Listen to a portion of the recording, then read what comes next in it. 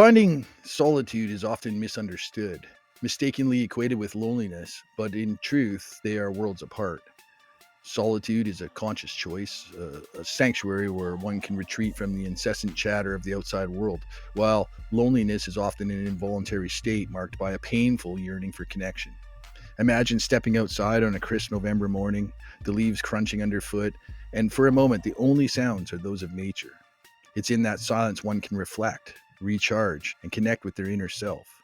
Solitude offers a canvas for self discovery, allowing us to explore our thoughts, dreams, and emotions without the influence of external voices. It's a liberating experience, creating a space where creativity can flourish.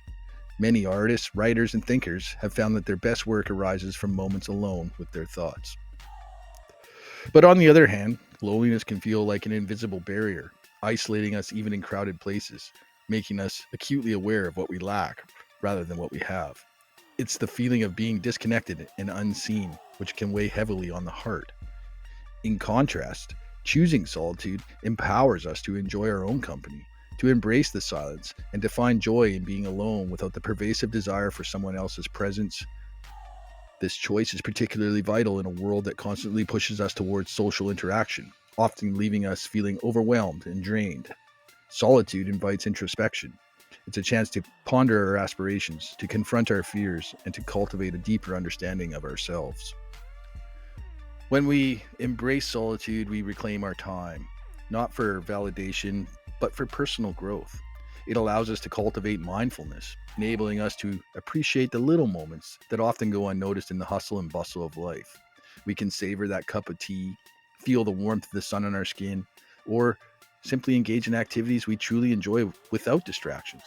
This intentional act of stepping back can recharge our emotional batteries, enhancing our capacity to engage with others when we choose to socialize.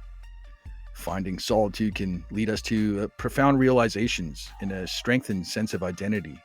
In those solitary moments, we may uncover passions long overshadowed by external demands, rediscovering what makes our hearts sing.